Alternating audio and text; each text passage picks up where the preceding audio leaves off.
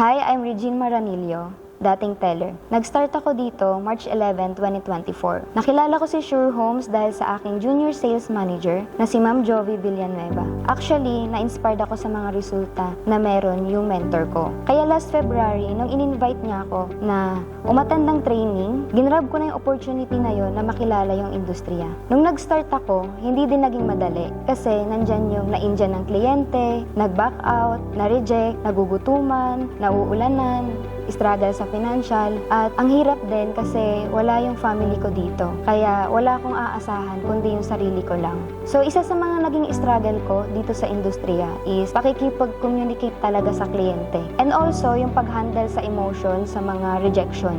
Masyado akong emotional kapag nare-reject ako. Kaya may takot at pagdududa talaga kung tama pa ba yung desisyon ko na pasukin yung industriya. Mali din talaga yung mindset ko that time kasi nasasabi ko na aalis din naman ako kapag tinawagan na ako for final interview sa bank na in-applyan ko. Kaya pala, hindi pa binibigay yung una kong benta that time kasi yung mindset ko mismo, hindi pa pang tamang ahente kaya hindi mabigyan ng tamang kliyente. Kaya na-realize ko, dito sa industriya, wag mong isiping nag-iisa ka. Kapag nahihirapan ka, kapag ka nane-negative ka, that's the time na mag-seek mentorship ka. And dapat palaging empty cup tayo sa mentor natin. Always say yes, willing to listen, willing to learn, willing to follow. Kasi wala naman silang ibang sasabihin na ikasasama natin. And after no, in-execute ko yung mga natutunan ko sa advanced training and hinataw ko talaga at ginalingan. At mas sineryoso ko na yung industriya dahil tinanggal ko na yung mga fallback mindset at dahil doon, nagtuloy-tuloy na yung benta ko.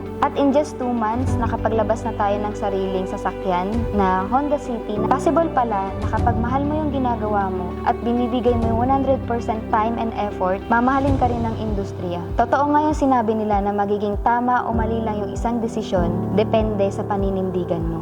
Kaya this coming 2025, I'm looking forward na maraming seller pa ang matulungan, makapasok sa top performer, Millionaires Club at magkaroon rin ng sariling condo unit dito sa Urban Deca Homes, Ortigas. To my sellers, kahit durugin ka man ng proseso, ang mahalaga, piliin mong umusad at umasenso. Kahit sa ang diksyonaryo mo tignan, okay yung dulo ng pagsubok. Kagaya ko, kaya nyo rin magkaroon ng sariling sasakyan. Basta, hahatawin, siseryosohin nyo yung industriya, start strong and isipin nyo palagi yung deepest way nyo and yung purpose nyo kung bakit nyo pinagpapatuloy ito. Gusto kong magpasalamat, first of all, kay God kasi in my 23 years of existence of this world, binigyan niya ako ng opportunity na makilala yung industriya. At sa aking junior sales manager naman na si Ma'am Jovi Villanueva na hindi ako pinabayaan simula umpisa dito sa journey ko sa industriya. Lagi akong sinusuportahan and laging pinapavisualize yung mga bagay na pwede kong makuha dito sa industriya and laging pinapalakas yung confident ko. And sa ating senior sales manager na si Ma'am Sol Ibarra, salamat po sa pag-share ng mga wisdom,